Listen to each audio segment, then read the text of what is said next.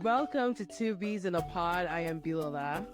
And I am B. Leonga, and this is a podcast about immigrant experiences in the U.S., sharing our perspectives on various topics, including straddling cultures, fitting in, staying connected, learning and unlearning the good, the bad, and the ugly.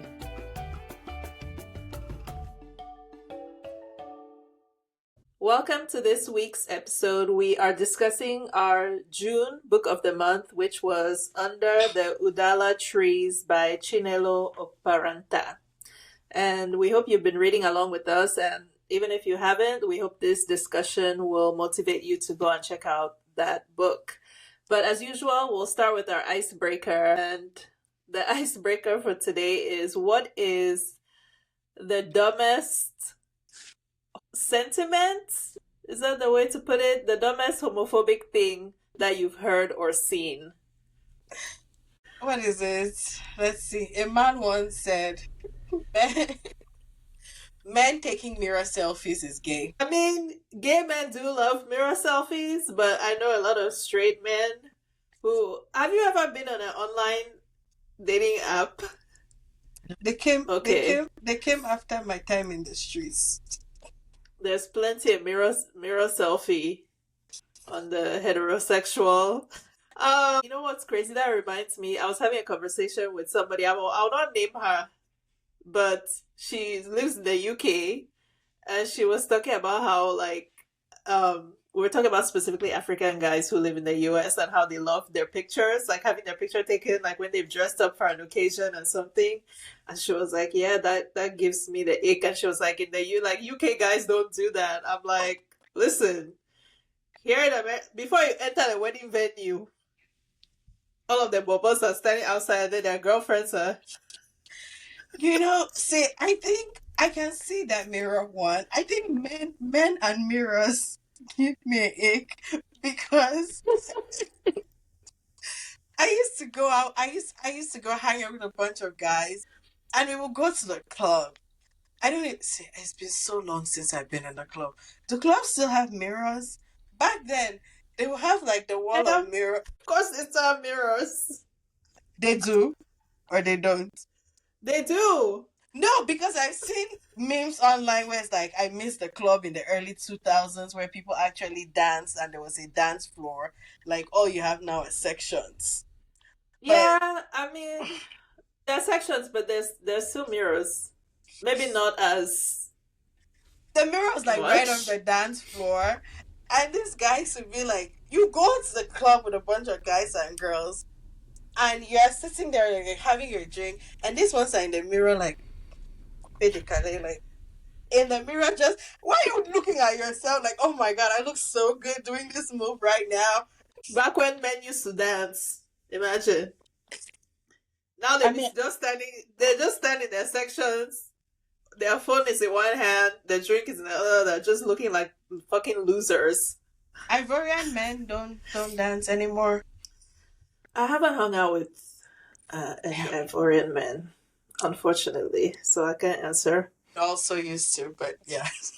So the one that I can think of, right, the dumbest homophobic shit that I can think of, back in my Twitter days, somebody said, if you're a man and you ask for a to-go box at the restaurant, it's gay. Remember, there was a thread of like things that are gay. And it just felt like if you're a man and you breathe, that's gay. Like you have to breathe like a man. Like you can't just... Fellas, is it gay to breathe? That I died laughing because I'm like, so you not take your lunch for the next day because you're trying not to like look gay? Ask, can I get this to go? Can I get a box? Man, you are suffering. Oh, free yourselves. You know something else? So my dad has always carried a bag, right? My father has always carried a bag. Before people were talking about mercies or whatever, he has always had a bag where, to me, it's like normal, right? Like if my dad is just like, bring my bag. For the longest time, this man will be minding his business in Douala carrying his bag. And then, like, we went to the market one time and he had his bag and somebody shouted at him like, hey, the bed, chinapa on. Like, hey, old man or father, you're not ashamed. Because he was carrying his bag. Listen, he has his keys. The man has a lot of keys. He has his keys, his wallet, like the same things we carry in our purse. He has that in his bag, and it's like you're going to deny yourself the convenience of having a place to put your things because that's gay. Carry your purse. You know what's funny? And I wish Teresa was here so that I could ask her this, because I had this very conversation with a stud who was like, I was like, where's your bag? I mean, I'm not going to call it a purse because I know you don't like that, but like, she was like, no, like everything goes in her pocket. I'm like, I'm not going to carry a purse. I'm like, it's not a purse. Like, you can get like a very manly bag and carry it. It's not going to be a purse, and you can put your chapstick, your keys, your phone. You know, obviously I have a lot more things than she does, but I'm like, what is this stigma against carrying bag? Technically, if we go back to our culture, right? In Graffiti land, there's a bag because obviously Togo doesn't have pockets, right? Because it's just that two Graffiti pieces. bag. I know the one you're talking about. Yes, and they have everything inside. When When they were going to hunt, didn't they put all their things inside? bag. They were put all their things inside a bag. Now all of a sudden carrying a bag is gay. Fellas, free yourselves. Anyway, so we've been talking about gay shit the whole month of June, and I know it's July now when this episode is airing, but our book of the month was, again, Under the Udala Trees by Chinelo Okparanta. Quick synopsis is that this novel is set in the 1960s during the Biafran War in Nigeria, and it follows Ijoma, who we meet at, like kind of a preteen. Was she 12? Yeah, something like that. Yeah. Anyway, a young girl, who is experiencing this war, obviously with, her family. She loses her father very early on in the book. And due to struggles, her mom sends her off to go and live with a couple who is supposed to be quote unquote helping her. Anyway, in that other town, she meets the audiobook that I was listening to kept saying Amina, and it annoys me, but now it's stuck in my head. She meets Amina, a Hausa girl. They fall in love. They don't even know, what is happening to them, but they fall in love. They are discovered, at some point by their Oga. And yeah, that is just the beginning of a very tumultuous experience, right, for our main character. And for Amina also, we don't follow her throughout the novel, but yeah, it's the story of Ijoma and struggling to live with this sexual identity that, her mom says is an abomination. The couple that she's living with, everybody around her calls it an abomination. And so we follow her throughout her life and the decisions that she's making in that identity. So we picked out some questions to discuss. So first of all, we wanted to talk about the war, right? I'm going to let you read this one because I'm not going to try to pronounce that Igbo. Here's the problem. From what I've learned, Igbo, what they write on paper and what comes out of their mouths, they're not related. Different. Whatever I'm going to say is definitely not what it is. I probably should have tried to find out the pronunciation before now. It says is Ubosi Chiji Iyechi, or which translates to the day night fell in the afternoon. And how does it impact the lives of Ijoma and her family? What does her father tell Ijoma about worrying? Why does he stay in the house rather than join his family in the bunker? I really think that this question, especially the last part about why does he stay in the house rather than join his family in the bunker, it speaks to that masculinity, right? Where we are introduced to them, the war has been going on. Like at the start of the war, it said her father was optimistic, but the longer the raids go on and they're running out of food and things are just becoming really dire, I think the way that it was presented is almost like he felt like he could not provide adequate safety and take care of his family. And we know that's a recurring thing about men being able to provide and take care of their family. And so he gave up, which is interesting. Like, you're supposed to take care of your family. Why did you now send them away so that they'll kill you? Who will take care of them when you're gone?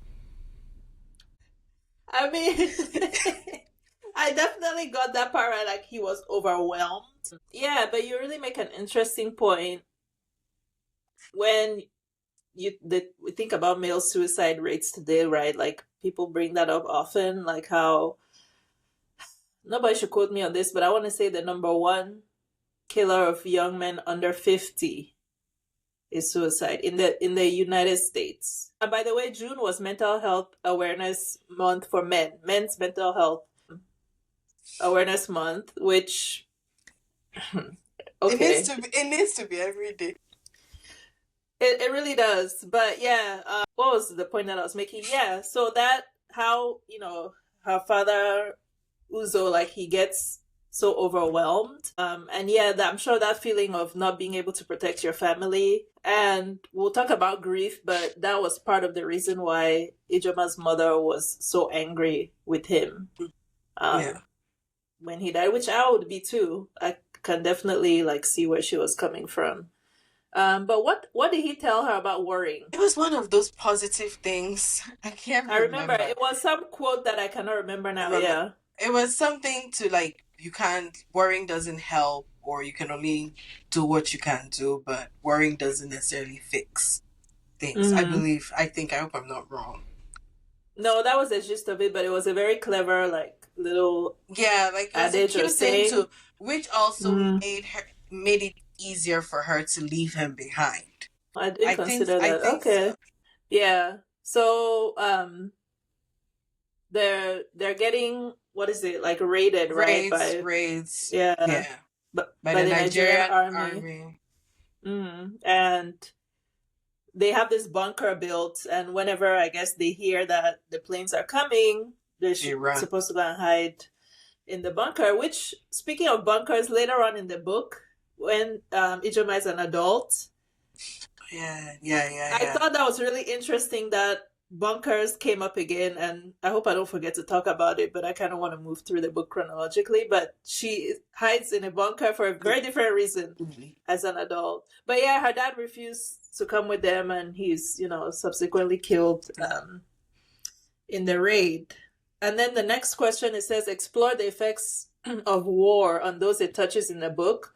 Who does the war seem to have the greatest impact on?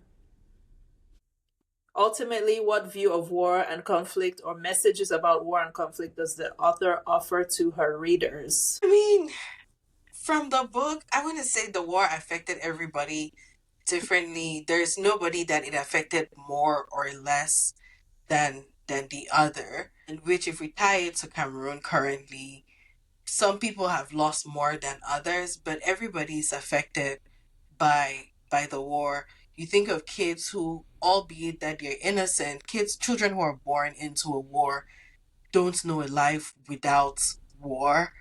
Like, children who would have been born with those raids just thought that it was okay to run into the bunker. And then you also have the children who remember a time before that life, and they have to mourn the things that they lost, their childhoods that were gone, because like in Ijeoma's case, 1 minute she was at home with her father and her mother, and she had a really good relationship with her father, and then all it took was one raid and her mom was like completely shattered, their dad was gone, and her whole life was upended. And so there's really no winner in the war except the people who make the weapons and sell them and just That's right. But there's really no winner when it comes down to it, because even the soldiers who are fighting that war are traumatized in the things that they've had to do, some for survival. I remember seeing Cameroonian army training in 2019. We ran into these soldiers in Biya on a Friday. We were going to Biya. They were walking. I don't know where I think maybe they started from Limbe, since they have that beer training in Limbe. And so they were walking on that Friday, hot sun, whatever. They're carrying all the equipment. The following week on Thursday, I was going to Yaoundé and I ran into those same people, this time walking towards Douala from Yaoundé. And my first thought is, this thing is so dehumanizing that by the time they're done with training, they will kill anybody, because like, I think that it removes the humanity from them. And so the people who are affected, everybody's affected by war. The parties fighting, the innocent civilians, and the military who have to kill people. And it touches people's lives in different ways. For some people, it's physical loss. For other people, it's deep, like, psychological loss. Something I've heard Nigerians say, for instance, is that parents who grew up during the Biafran War, every now and again when there's agitation in Nigeria, most of them don't build houses where they live. So if they live outside of their home state, particularly maybe in the northern and the western states, they will always build a house first in their village before they build a house outside, because of that trauma of at any moment you never know what could happen and somebody will seize the house from you. And where if there's any agitation in the country, their first instinct is to run back home because that's where they view as a safe place. So, yeah. And one scene that kind of is memorable for me is when the soldiers are coming to ask Ijoma for water, right? And they have these empty jerry cans and they're obviously starving and dying of thirst. And they have, what, like a borehole or something in their compound? Yeah. They had some source of water. And she takes it to try to get water for them, and her mom flips out and tells them to get lost. And that's another way that war changes people, right? You become so hard in trying to survive. Yeah, you become so hard. It's like everybody that is not your immediate family is an enemy trying to take something from you, where you can't even see the humanity in somebody else to just offer them water that you have. Go ahead. Yeah. And I think that's something else, because the war was against tribal lines. You see how Ijeoma's mother is very, very our kind, their kind, because had it been that those soldiers would have been Biafran soldiers, I think her reaction would have been different. And even the way she reacted to Amina, it was very clear that outside of them being gay or doing gay things, outside of that, the same-sex relationship was an abomination. I think she was even more affronted by the fact that it was a Hausa girl. Because at that point in time, it did not matter that this was a child. All Hausas killed her husband, and that's all there is to it. If you're Hausa, you're her enemy. Doesn't matter how old you were. Yeah, and to give the grammar school teacher and his wife credit, because they had a conversation where they were contemplating taking Amina in, right, when Ijoma kind of brings her home.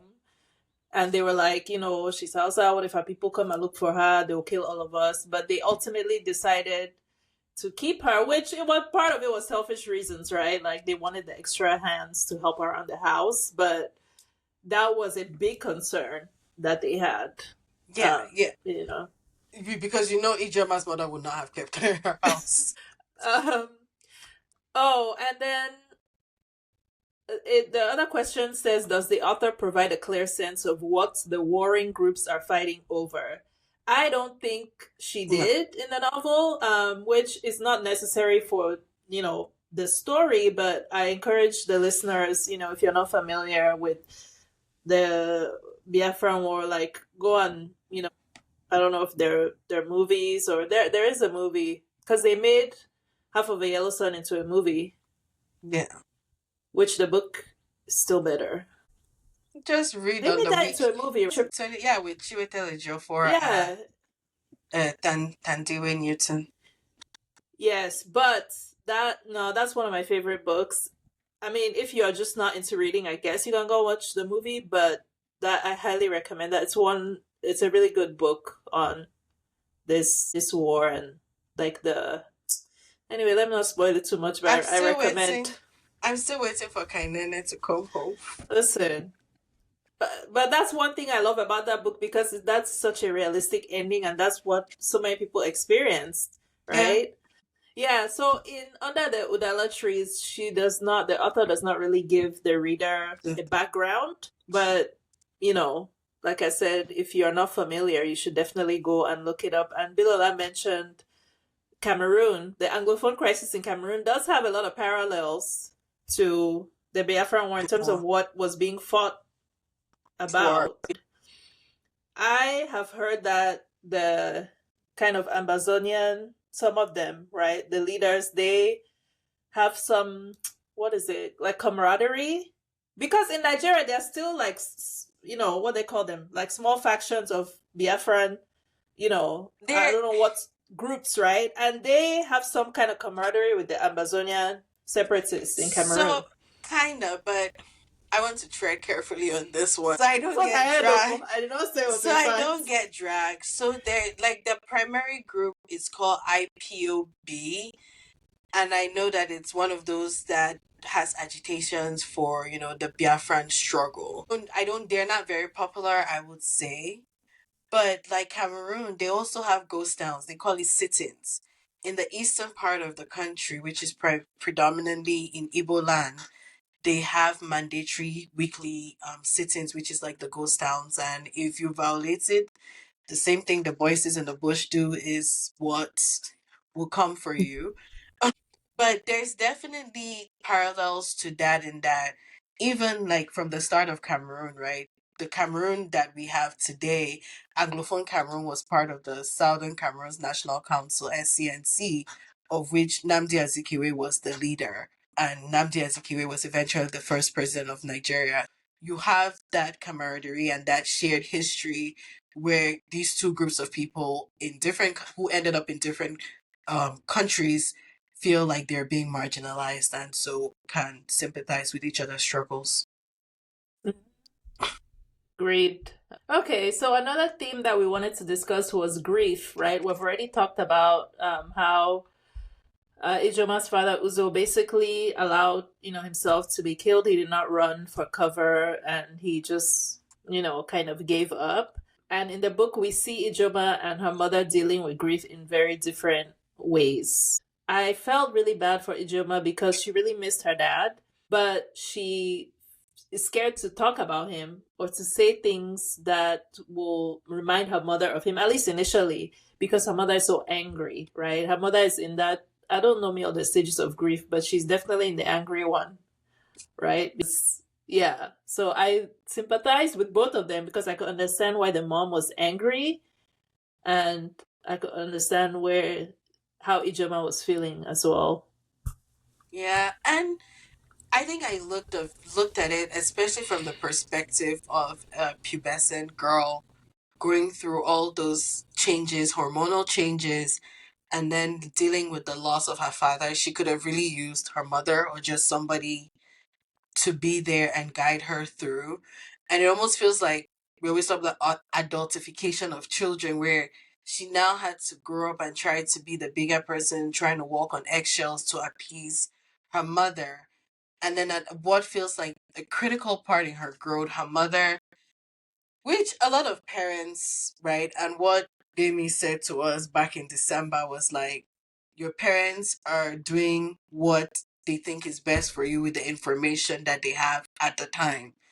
And so in her own way, although I would say she was not 100% okay, she was dealing with grief and she wasn't dealing with grief. She was grieving, but she was not dealing with her grief. And I can understand her not thinking that she could take care of herself and raise her child at the same time. But I think the choice she made in that moment definitely defined the relationship that they had in the future. Because then she felt abandoned. She did not come back to check on her. Just simple. I mean, it almost felt like going to boarding school, right? Your parents, your parents take you to school and it's like, yeah, I'm doing this, this is a good thing. I'm doing this for your future. But it doesn't always feel that way. And if you ended up being one of the kids that was bullied, that kicks in the abandonment issues because they told you that this was for your own good. It does not feel like it in the moment. Yeah, and Ijeoma really had a point because, her mother, they lose the dad, right? Her mother is angry, she's grieving. Like you said, Ijeoma basically has to be the adult. At some point, her mom stops cooking. Not that they had a whole lot of food to be cooking, but Ijeoma is now the one trying to figure out, we're going to eat this, we're going to eat that. then the mom makes the decision to send her to go and live with this couple, the grammar school teacher and his wife. That's how they're referred to throughout the novel, which I love that. They don't. They don't have names. So she sends Ijoma to go and live with them, and Ijoma is essentially going to be a house girl. She stays in one boys' quarters. It's not even a boys' quarters, it's just a shed in the back of their house. And to her point, her mom did not come and get her until the grammar school teacher caught her and Amina, and then whether sent word or called her mother or communicated to her mother that there was something wrong. And she confronts her mother with that. And her mother was like, no, well, I was going to come and get you anyway, which she doesn't believe her. I don't believe her either. So who knows how long she would have stayed there. Yeah. And then you just said the thing about the shed now. Considering it was war, and we know how women are treated in war, it's interesting that they chose to leave her outside, where anybody could have come. She wasn't necessarily safe being out in that shed while they stayed inside. Yeah, and she was bathing like by a tap just out in the open. Yeah, so that was, they were quote unquote helping her, but really, no. Yeah, so that brings us to the next point, right? Which, I don't know, we did talk about this on one of our episodes, maybe the taboo. We talked about quote unquote house girls and house boys, right? So in the story, Ijoma's mother makes this decision supposedly because she can no longer take care of Ijoma in the context of the war. They don't have enough food, blah, blah, blah. She sends her to go and be a house girl to the grammar school teacher and his wife because they can provide for her in exchange for her doing labor for them. That was, in that context, that was in the 60s. People still do that today in Nigeria, in Cameroon, and in other... I'm not going to speak for anywhere outside of Western Central Africa because I don't know, but people, send their children, sometimes quite small children, to go and live with. It could be a close relative, it could be an extended relative, it could be a complete stranger who is going to take your child in, give them, obviously they're giving them shelter, they're giving them food, probably not the same quality of food that the children of the house are getting, maybe, I don't know. They're giving them an education, again, that one is a question mark, in exchange for being domestic help. And that happens today. I don't know, I don't want to obviously, I'm speaking from a place of privilege, right? I cannot say that the parents are not doing what they think is best for the children. Or sometimes it could be orphans who are living with relatives who just cannot take care of them. So, I don't know, but it's not a good situation for the child, obviously. I just want to say that don't limit it from the rural areas to urban areas, because we have had situations in the Cameroonian community where they brought children, relatives to this country, to the US, to help. They were supposed to be helping take care of them, and they got here and all they used them was for domestic labor. Or like in Nigeria last year, where you had a senator who took this boy to the UK because his daughter needed an organ. I can't remember what organ. I remember. Yeah. And the irony is that at some point in time he had been a minister of health, maybe, where he could have fixed the hospital. But they took somebody without letting the person know why, so that they could go do an organ transplant. And so and they were supposed to pay the person, but there is a reason why doctors will not transplant if they don't know that you have the right care, you have family support to take care of you, because it's a major surgery. Like, your body has to learn to live without. Yes, your body can function without that organ, but it has to learn and adapt before you get back. Were they really going to take care of this person? They weren't. They were going to dispose of him, probably pay some small money or something. Yeah, I remember that story. It was a scandal. Like, it happens all the time, and I think in Cameroon now it's even more prevalent because we have internally displaced persons, and people are sending their children everywhere trying to give them the best opportunity, and there are people who are going to be taking advantage. So please, if you're listening to this podcast, and Mm. you and your family are one of those, please, please don't be that person. Don't take advantage of the people's struggles and to free labor, because even like you said, they say, oh, we're going to send the child to school, but far too often when people take these family members from rural areas to help, you will have a child who might be younger than the children in that house. There's definite, like, it's very clear who is a child from the house, who's a child who's not from the house. There's one, like, a younger child is picking up after older children. They are the first to wake up, last to go to sleep. Yes, they go to school, but they're tired. It's like they're working two full-time jobs.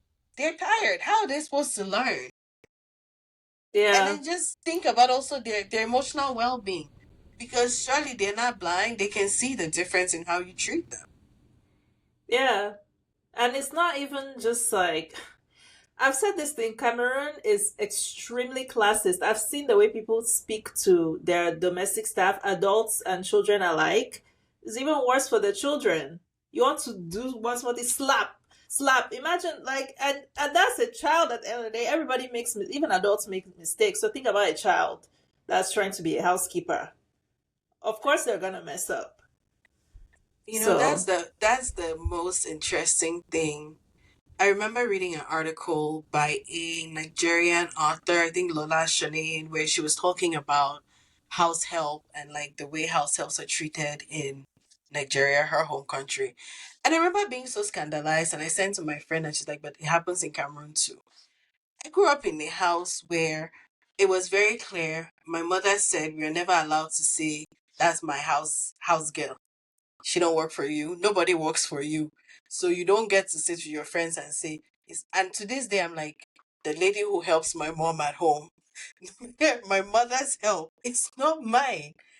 And then in Bali, for instance, we don't call our elders by name.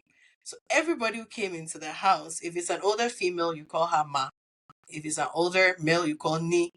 There no boards at any point in time were you going to disrespect somebody because they were working in the house. They were gonna light you up.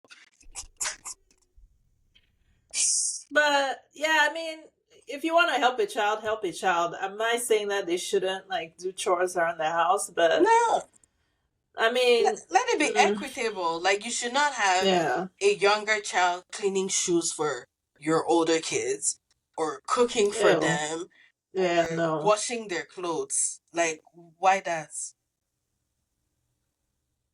yeah, and honestly, that it's not like these people cannot afford to pay adult domestic staff. They can. You just take I've advantage. ranted about this one before, but something that I learned on Twitter is people take their help, they take their babysitter, their kids' nannies to go out to eat.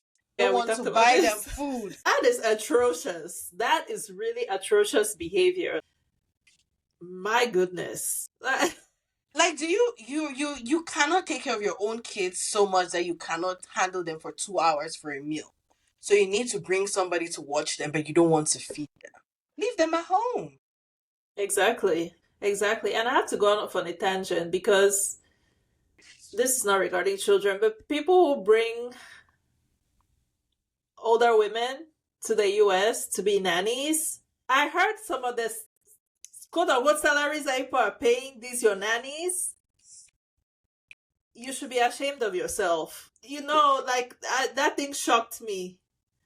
Please give me a rate. A living nanny, $1,000. Okay, this I overheard a conversation.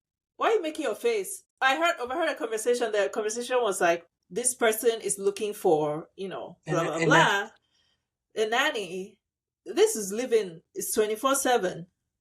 $1,000 a month. Wow, that is so good. So the impression I got was that that's above market I'm doing because it. the So person my was saying it with such. daycare is what, at least when we were paying for daycare, it was 8 to 3. It was 8 to 3, and 10 years ago we were paying a little over 1,000 for 8 hours. But a full-time nanny, now it depends. Like, if you have little kids and you have a full-time nanny round the clock. $8,000. Come on now, that's $250 a week.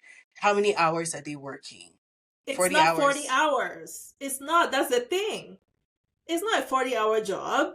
You pay somebody $250 a week and it's 7 days a week. Because where's she going? You're staying with her. Church. I mean, she's time. She goes to church on Sundays. But yeah, I know that life is hard and we're all looking for a steal. But let's be for real.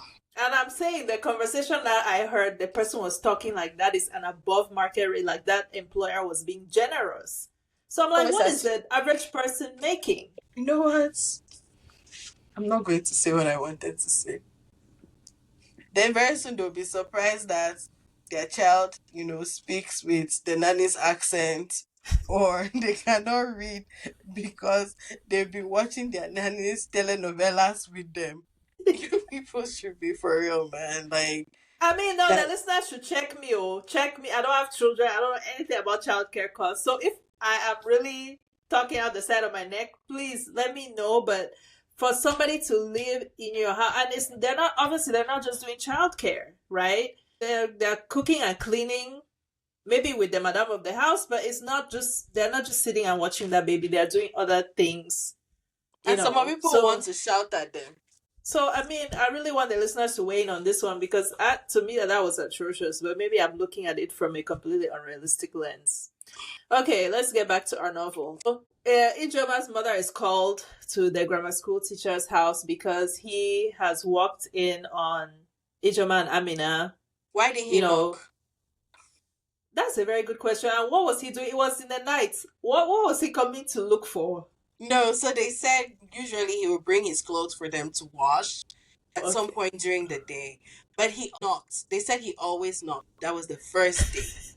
He did not knock. Maybe he heard some sounds. I mean, he was caught unawares. Go ahead. Anyway, he is, scandalized and he calls, sends for Ijeoma's mother to come, and they're talking about, this is an abomination. So Ijeoma's mother takes her back and they leave Amina with the teacher and his wife, and Ijeoma's mother now goes into this, I don't know what is it, what they call those things that people go to at the end of the year when they're praying for a husband. Shiloh. Is it night vigil? Yes. Whatever. Those things Ijeoma's mother is attempting to do in their house because she's making her read the Bible like every day, and she's essentially trying to pray the gay away, which is something that people are still thinking they can do in 2024. I hate to break it to you, my brothers and sisters in Christ. It simply does not work that way. You are who you are, I think what I enjoyed most about the prayers was the author Chinelo's choice of Bible verses. I really enjoyed because she used a favorite one of mine. I think it's from Leviticus or Numbers. One of those where it says you should not wear mixed fabrics. Yes. And you shouldn't eat an animal. It was like one of those ones that I always use whenever people say it's in the Bible, and I point like, I know you're not saying that with your little Shein rayon outfits, you know what I'm saying? Like, don't do that. Yeah. But she had really interesting passages. And then I liked when she brought up the story of Lot and his daughters, and like where instead of when they found out that Lot had guests and the men of Sodom and Gomorrah came and he gave his daughters instead.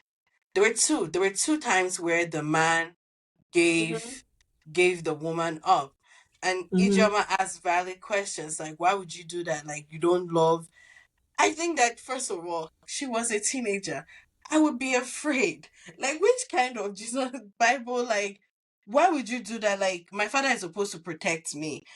Like, there's nothing about that verse that would make me want to keep reading that book. And you're telling me, which she asked her mother, like, why would he do that? Shouldn't he be there to protect his daughters? Why would you give your daughters instead of your guests? But I guess that's boy math. So one of my favorite Bible scholars, he actually talks about that story because Christians love to talk about Sodom and Gomorrah and oh, they were, destroyed with fire and brimstone because they were gay.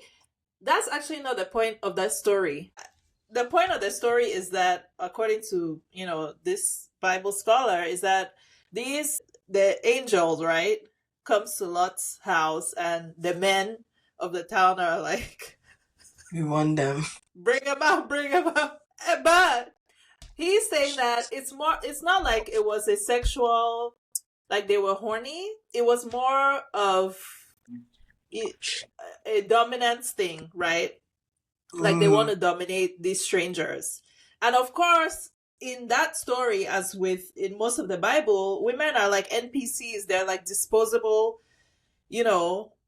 characters. So the author of that story was actually trying to demonstrate that Lot was a really good person because he was protecting the strangers who came to him, and he offered, his daughters, because the person who wrote that story, again, Lived women at are that time. disposable.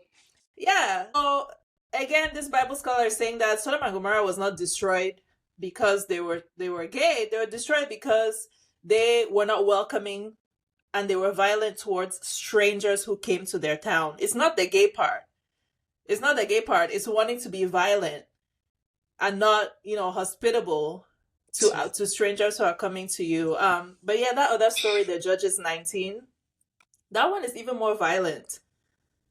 The Judges 19, yes, I'm not going to repeat it, but if you get Belego and, read it, like, and again, it's like, the point of the story is not what we think is the point of the story, because we're not looking at it from the perspective of the patriarchs who wrote those stories.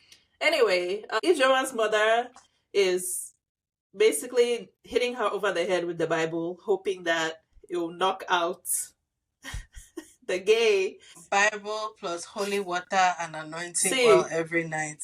Like I said, I just feel like being a teenager in war is really hard enough. Now you come and add personal turmoil. Like, she spent a lot of time in church. Remember the day? Bruh. Yeah, no, that her mother tried though. That faith that she had. And it also goes to this thing where Christianity is very fear-based, right? Because as much as Ijoma was challenging her mother with those Bible verses, it very much terrorized her to a point where she used to have dreams, right? Like she was afraid that she would be, what's the word, right? Because of who she was, like this idea of going to hell, you're, like you said, an abomination. That's something that it traumatizes even non-gay children. Children who are raised in the super kind of ultra religious. Yeah. Because I just remember, so the Nigerian author El Nathan Jonathan, have you ever read his work? So El Nathan shared that he grew up, I believe, is Jehovah's Witness. And they would always talk about things that will happen to people who disobey, and his particular crime was masturbation. And it was like, if you go against the word, like, bad things will happen to you.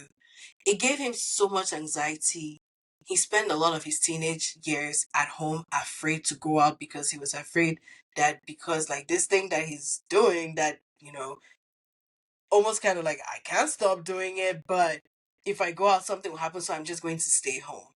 And when he eventually left, like, he doesn't have the best relationship with his family, because that's one of those religions where when you leave, it's frowned upon to maintain a relationship with you. But it's just like, as a parent, I think that my first responsibility is to make sure that I am raising a wholesome, healthy child. They're protecting the child is like that's my responsibility, right? As somebody said, children did not ask to be born. You did what you did and you made the child. The child never asked to be here. Only one person made a choice. And so you owe it to the child to take care of them. And that's what I struggle with, like in ultra religious, conservative type of households where knowingly or unknowingly, but you're traumatizing this child for no reason.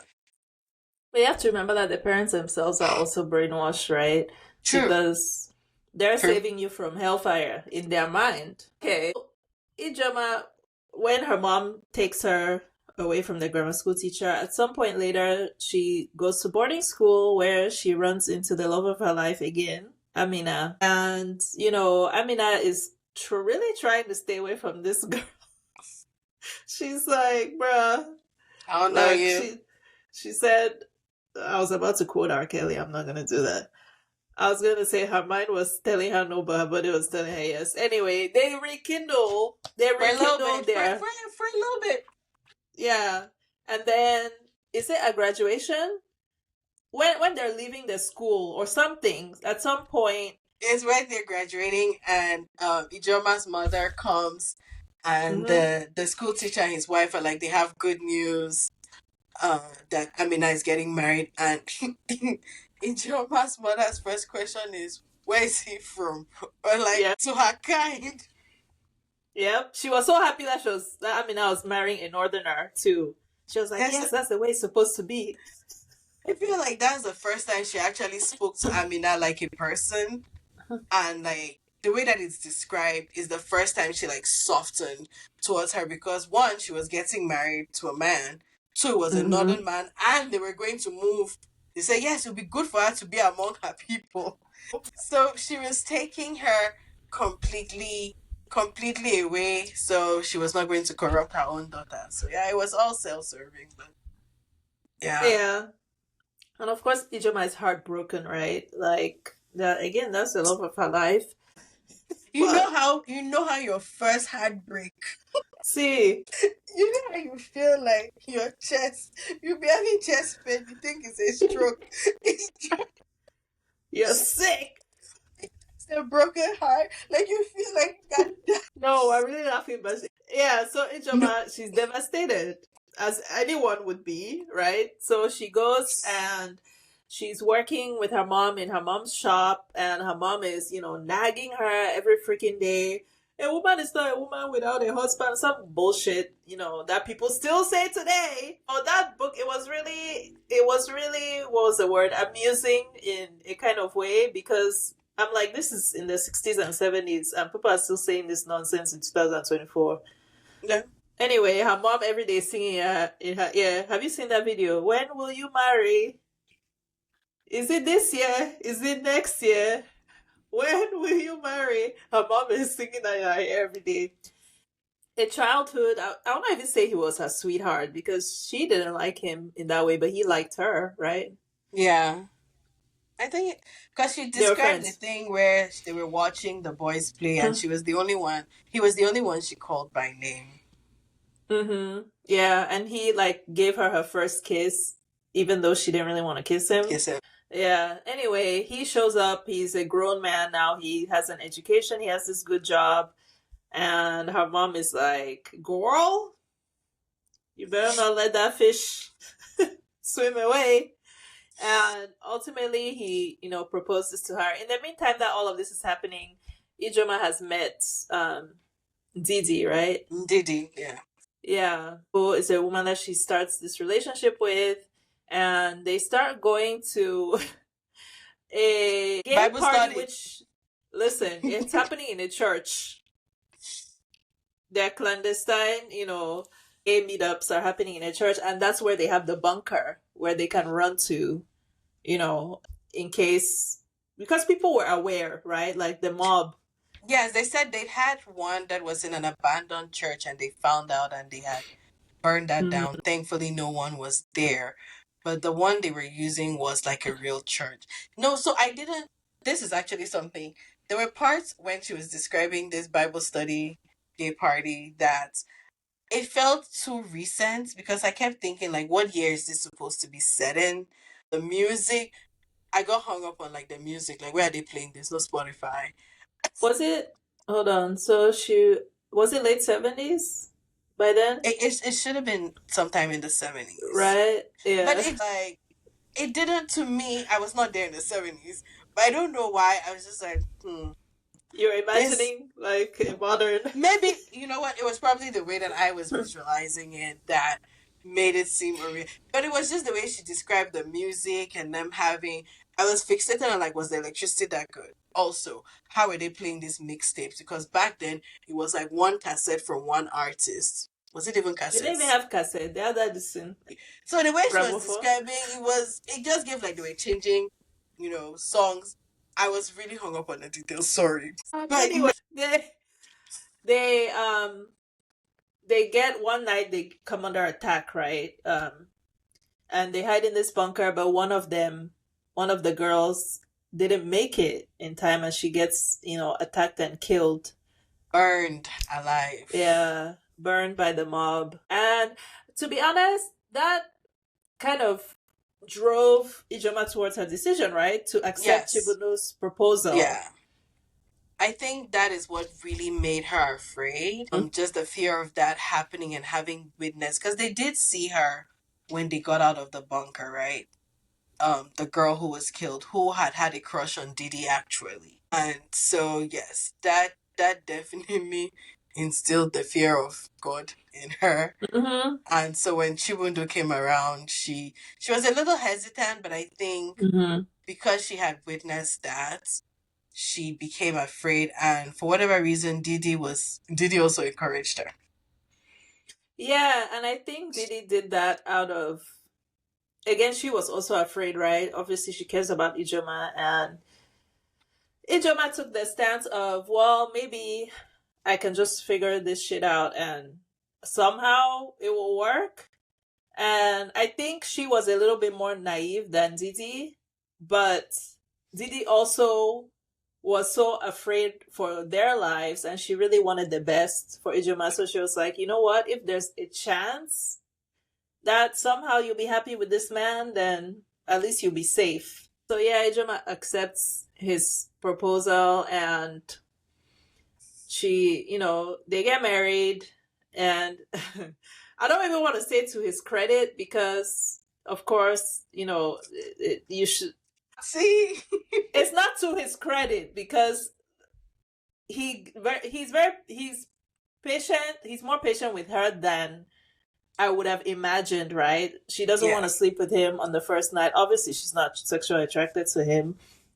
He's kind of being, quote unquote, patient. But again, I don't want to. Yeah, but they eventually do. She gets pregnant. She's still in love with Didi. She falls pregnant. And then she's still in love with Didi, and she is writing letters. Which she seems to be saving most of them and not mailing them, right? She only mailed a couple. I think she mailed maybe the first handful of them. When she didn't hear anything back, she kept writing, but she wasn't mailing them because she said there was no point since Didi was not writing back. Mm-hmm. And we later on come to discover that Didi was in fact writing back, and Chibundo had, he says it was by mistake that he intercepted the first letter. He kind of opened it by mistake from Didi, and then from then on, he started being on the lookout. So he would, this man was determined, he would go on his lunch break to the post office to check the mail because he knew that Ijoma would check it later in the day. So he was getting all the letters and Didi. Chibundo, like, again, I don't want to give him credit, but he really believed that, listen, I know that you're gay, but we can make this thing work if we just decide. He was so determined.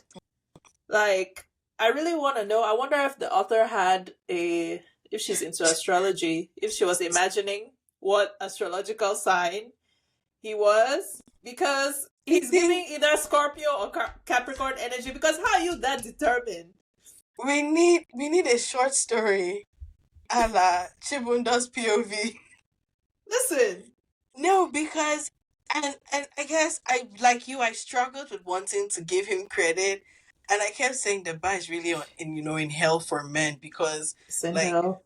But considering the times they lived in, he could very well have been violent towards her and nobody would have bat an eyelash. Mm-hmm. There are a number of ways he could have reacted. He could have given her up or told people, even without doing it, and the reaction of, the mob or the people would have probably been very negative.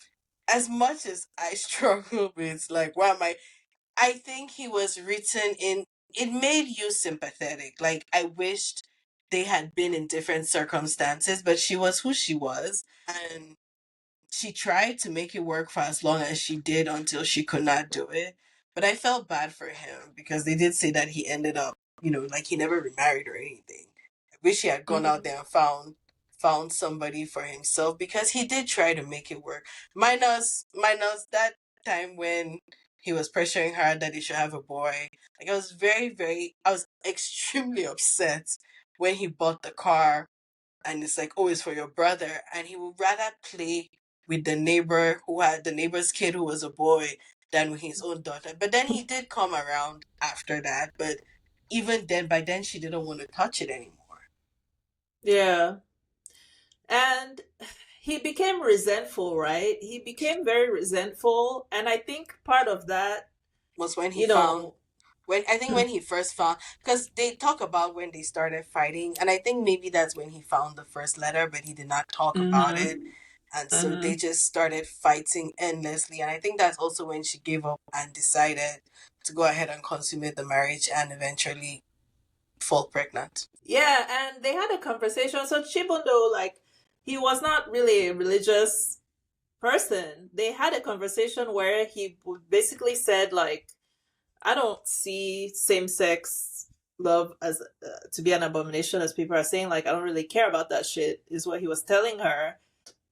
The way he approached it, in a way that he was like approaching in a practical manner. Like, yeah, like we can be. I think, I don't know if it's an exact quote, but I remember him saying something to the effect of, "Happiness is a matter of determination." Like, it's okay. Like, you're not attracted to me. We can just make this work and be happy if we decide that we're gonna be happy. I mean, that can be applied to certain things in life, obviously, but he was pushing it with this one. But he kept insisting, like, and they said even after she left him, right, like, he would still, like, set up family meetings to try to, and again, to his credit, he never outed her as a lesbian. He never said the reason why. Obviously her mother knew, but he never told anybody, and he could have easily been vindictive. Yeah. And outed her. Considering she left him and went back to Didi, and they essentially co-parented their daughter Chidima. It was very, like, I felt for him when he found the letters, because I think he really liked her and he had always liked her. And she too was reading those letters. She too was doing those letters when she was pregnant. She was saying that, oh, I wish it was you and I that were raising this baby instead of Chibundo. Listen, he had a reason to be upset. She was doing it in those letters. He definitely, he tried. I wish maybe they could have just been like, he could have been her beard, but I think because he really liked her and he had probably always liked her from when they were little. Yeah. It was harder for him to walk away or move on. Yeah. She was the love of his life. And I keep saying, like, he was really giving me Capricorn energy because he had this idea of what he wanted his life to look like. And he was like, these are the steps I'm going to take to get this life that I want.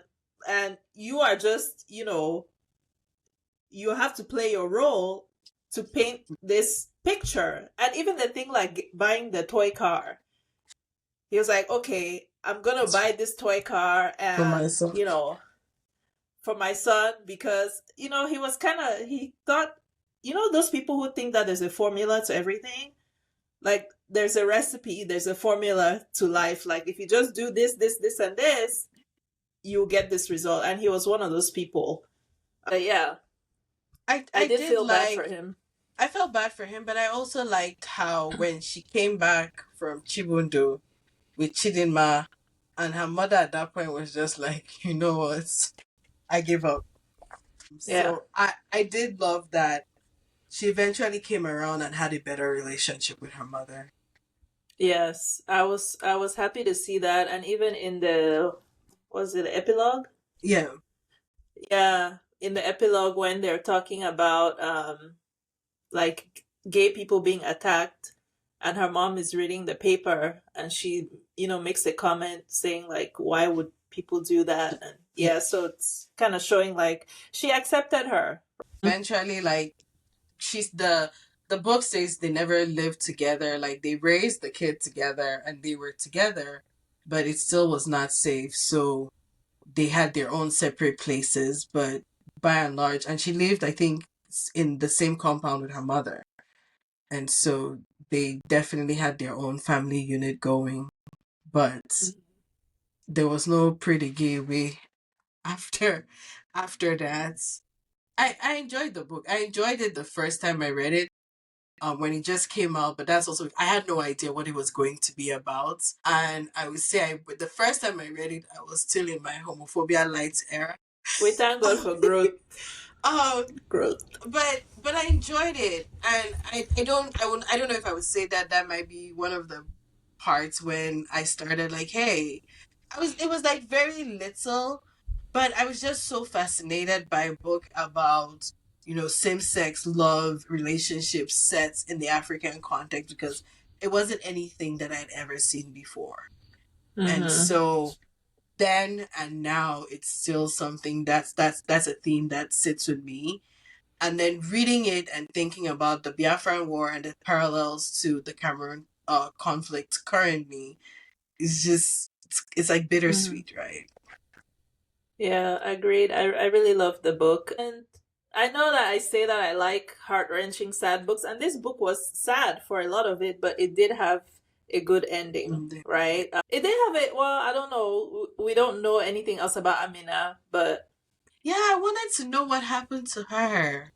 But it looks like she went to the north and just like disappeared. Yeah, it kind of, I guess if we look at the three women, right, in the story, so Amina kind of concedes and she's like, I can't fight this system. This is what I have to do. I'm going to do it. And she made that decision from a young age, and she really wasn't, even after they got caught, like, she was very apologetic. When they were in boarding school, she was really trying not to, like, don't bring that thing. She was like, girl, leave me alone, girl, stop tempting me, so she made that decision from a young age that she just, was not going to, and yeah, who would blame her, right? So that she took one path. Ijoma took another path where she resisted, but eventually was like, let me see. And then she found out that she, in fact, could not. And then Didi, who they don't really tell us, but I assume she was single the whole time. And she would just, like, this is who I'm going to be. I think Didi was also older because she was teaching when we are introduced to her. So I think she'd probably gone through her own internal turmoil, but by the time we meet her, she seems to be comfortable in who she is. Very much so. Not that she's not aware of the danger. She's very aware. She's just willing to, and she may not have had the same family pressure, or she may just have decided that she's okay being, ostracized or whatever it was, but she chose what, the path of, definitely not the path of least resistance, that's for sure. Okay, so in the book and at the end of the book, they talk about the criminalization of homosexuality, right? In the 60s, 70s, 80s, when this book is set, being gay was a criminal. Well, let me not say being gay, but same-sex sexual acts were criminal in Nigeria. They are also criminal currently in 67 countries, including our dear fatherland, Cameroon, where it is punishable up to 10 years in prison. In Nigeria, there's a range of punishment, but it includes the death penalty if you find yourself in the north. I don't want to speak out of turn, but that's what it is, right? Because they're subject to Sharia Islamic law. Sharia law. And then Ghana also has laws criminalizing, which their politicians have been bringing that shit up in the media in the last, few years. But yeah, there are laws criminalizing homosexuality in Ghana, as well as many, many other, African countries and countries around the world, unfortunately. Speaking of Cameroon, so for our listeners who maybe not Cameroonian or even Cameroonian and you're just not clued into like what would it be? Current events? What is it? You're not chronically online. Pop culture, yes. You're not clued into pop culture and you don't follow the blog, the Cameroonian blogs. Our first daughter, Brenda Biya, she made it was Instagram, right, that she made the post on? Yeah. What platform was it? Instagram? It was Instagram, She posted her girlfriend basically officially coming out, which there have been rumors that it wasn't rumors. she's gay. She had been posting before. She's been posting for a while now. But this was the first time she came out and said, yes, I am a gay. Okay. Why are you gay? I saw that meme in the comments. The comment section, of course, was disgusting. I'm not going to name the blog site that I saw it on because they're extremely problematic, even though they do share useful information. Like they share all kinds of things, right? They share gossip, they share political news, especially in light of the Anglophone crisis. They were really good about sharing incidents that were happening and communications from the government and things like that. But they also share a lot of harmful I know you know the site that I'm talking about, and of course I know. I don't want to name them, but everybody knows who I'm talking about. Listen, that they posted, there was a story a couple of years ago where a teenager, this person was a minor, was discovered to be having a sexual relationship with an older person, so a boy and an older man, right? Clearly not a completely consensual relationship, just in terms of the age difference and power dynamic. They posted his uniform with his name on it. I said, what is wrong with you people? And they've also posted, that same site, they have posted videos of minors having sex in their classroom. Yeah. I'm like, you guys, like, so I can't stand them for that. Like, they literally have no discretion. They do anything for views. So the only time you'll see them moderating is because they're scared that Instagram is going to take down their posts, but they're extremely... They have a Telegram channel and you should see the things, what they post. I cannot imagine. What they post on Instagram is quite light, but you really went off on a tangent. I did go off on a tangent and I'm so sorry, but I think that because I don't follow other Cameroonian blog sites. Maybe they're not the only ones doing this. But like, again, they post information about minors that is very harmful. I know that in Cameroon, maybe in Cameroon media law, we don't have those laws. Yeah. Or we don't enforce laws but it's like, you cannot be posting, like that kind of information about minors.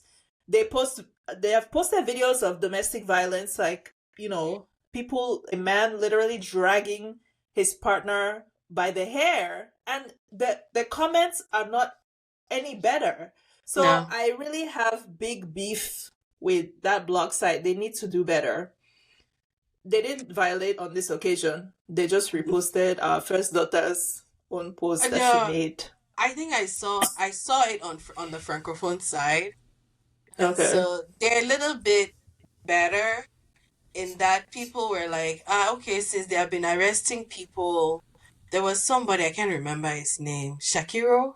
There was a Shakiro, and they had arrested the person. So they were like, okay, since they wanted to lock Shakiro up, when does her plane land so they can take her to Kondengi? So they were they were a little bit better, and the tone wasn't harsh. But it's the same country where we are not, the masses are not allowed to hold dual citizenship, but we know very well that there are people who do have dual citizenship and everything is fine and dandy. So I don't think it doesn't do much. It's not going to change, shift the needle. Because first of all, this is the same girl who had attacked her mother with a knife when she lived in LA. And they said it was drugs. And they took her out of the country using diplomatic immunity because I think whatever city or maybe the state of California was going to persecute her. I mean, like, knife, my guy. And so they took her out of the US and I think they pulled her out. She was supposed to be at INAM, which is the school where they train our administrators and judges and magistrates. But I don't think she ever went to class. She just took somebody's space because she's been in Switzerland. She flies private. It's not going to do anything. I mean, it would be nice if she was doing something. Her father, we are cursed with her father, cursed with her. We don't even, like, the father might be bad, but we don't even have a head of state who has partially useful children to society. Because what does she do? That's the thing. Like, of course, nobody should receive hate and homophobia, right? I don't, I don't have any feelings towards. I don't have feelings toward, because people are making, apart from the, overwhelming homophobic trash that's in those comments, but there are people there who are making valid points, like what you said. Your father is the president of the country that criminalizes homosexuality, right? Other queer people, whether it is, femme-presenting men or even people who are caught having same-sex relations, they are brutalized by the police. Some of them are jailed. You are here. Okay, tell us now, your daddy must make an example of you, right? Is he going to? No. And then to your point, double standard. And then somebody else in their comments said, she's using our money to spoil her girlfriend. And it's true. Yes. That's our money. Yes. She never worked a day. Taking your babe out on dates with our money. Can you imagine? I think you sent me the thing where it says, while her father is showing us Pepe, she's showing her father Pepe. So, citizens of her father ain't even lucid enough to see any Pepe. And as she has shown, she took knife to her mother. So right now, I don't know that there's anybody who can control her. It is what it is. I think, again, to your point, he probably doesn't even know what's going on in his immediate surroundings, much less what his daughter is doing abroad. But I feel like if it's a surprise to us, I don't think it's a surprise to the family. They've been new. She's been out. I said she's been posting this girl. Supposedly, I don't know where I saw it. The girl is maybe a plastic surgeon or does, like, remember when Tiny went to go dye some part of her eye blue and it failed? Supposedly that's what that girl does. Like, because Brenda tried to do it and it failed. I don't know, I saw it somewhere, somebody's gossip. It don't even matter. Like, I don't think that it's her coming out does nothing for the average gay person in Cameroon. It doesn't. Try it whether they will not go and lock you up. So it doesn't move the needle. It's just, okay, what has Brenda done today? Because I found out she's a rapper now. I didn't know that. Her stage name is King Nasty from Brenda Anastasia Iyenga. She has taken. Oh God. Period. Drop the mixtape, babe. Well, let's see. But yeah, okay, I'm done. Okay. Well, I would definitely, we want to hear your phobic thoughts, of course. They're not welcome here. But we want to hear intelligent, amusing, insightful, You know what we should have had today? We should have had confetti to celebrate. But we can get it. Wait, how do you do confetti in this thing? Is it this? We should have had confetti to celebrate the end of Pride Month because, we've had decent Pride programming and, we want everybody to stay colorful and gay for the rest of the year. Stay gay. Yeah. And I hope the listeners, gay or not, I hope you guys appreciated the discussions that we had on here. And yeah, everybody harbors some kind of homophobic sentiment, right? Even gay people, because of the society that we live in. But if you are somebody who is like Ijoma's mother in the beginning of the book, we hope that you will also experience a similar transformation and become more open-minded and accepting, because somebody that you love is gay. I guarantee that. I guarantee you. All right. July book of the month. I want us to read Travelers by Helen Habila, and I want us to read that book because it talks about immigration, not in the US, but in Europe. And we have a really good episode coming up in July talking about immigration. So I thought that it would be apt for us to read that. Is it one of those your like pain and suffering books? Small, yeah, it's a little bit, yeah. It's not too bad though. It's not too bad. I'll trust But yeah, you. you know, but I found it interesting because I don't know anything about how immigrants go through the system in Europe. So I thought when I read it the first time, I thought it was interesting to see that, because we talk a lot about the immigration experience in the US, but Europe, obviously, they got their own thing going on. So that's Travelers by Helon Habila. He's one of my favorite authors. This book is not my favorite of his, but he is one of my favorites. Okay. You can follow us on YouTube at 2Bs in a Pod. We post full video episodes as well as shorts. And you can follow us on Instagram at 2Bs Pod. Subscribe to our YouTube, subscribe to Spotify, Apple, wherever you are listening. Follow us on all the things. Tell a friend to tell a friend. And until next time. Ground beef no fit dig hole for water, which means groundhog cannot dig a hole in the water. Is ground beef groundhog? We talked about this before. We had another ground beef quote. Please. I don't want to start. Is it groundhog or mole? Is it rat mole? Is mole? Is rat? Listen, we need to have what they call them. We need a mammologist to come on this show because a rat mole cannot dig a hole in the water, which I don't know. That it's like Ijoma, who was trying to have a relationship with a man. If it's not gonna work, it's not gonna work. So it's like you can't put a round peg in a square hole. Yes, that's my interpretation.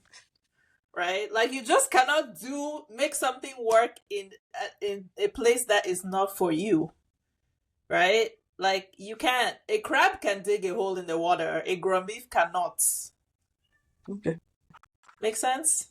I have confetti, by the way. My production assistant brought me confetti. Yes. Let's see it. So, happy Pride Month! Yeah! Happy Pride Month!